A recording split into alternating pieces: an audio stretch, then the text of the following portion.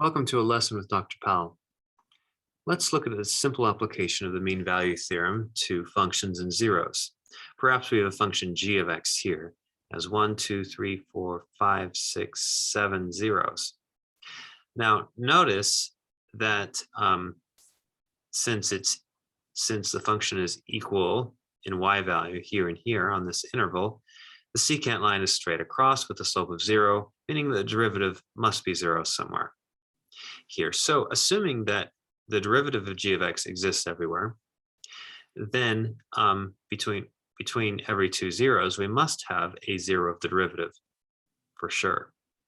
Between here, we have another 0 of the derivative, another 0 for sure, for sure, for sure, for sure. So this tells us that if we have 7 zeros, we have 6 places in between 1, 2, 3, 4, 5, 6. That means that the derivative g prime of x has to, at minimum, at least, by the mean value theorem, have, so g prime of x has at least 6 zeros.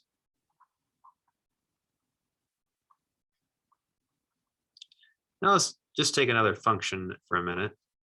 Let's suppose that f prime of x has 3 zeros and assume that f prime exists everywhere.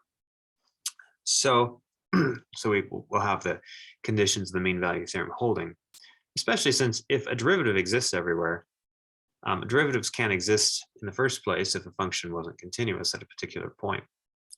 Then you wouldn't be able to have a proper limit existing. You wouldn't even have a 0 over 0 situation. You'd have some number over 0 situation limit, which wouldn't work if you were to have a jump, for instance. So let's just take a look at this. If f prime of x has 3 zeros, then what about f of x? What can we say about that? And 3 is all the zeros that f prime has. It has no more than 3. So it has, and so maybe we'll say at most, or exactly maybe, has exactly 3 zeros. Well, why not? Well, let's suppose that f of x had more than 4 zeros here. What if it had like 5? 1, 2, 3, 4, 5. Then you would have to have one in between. You'd have to have a 0 of your derivative each time. That would be 4, but we had assumed it has exactly 3.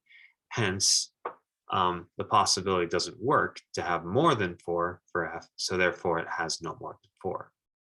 So just a little logical type of idea that we can get thinking about zeros and derivatives and functions with the mean value theorem.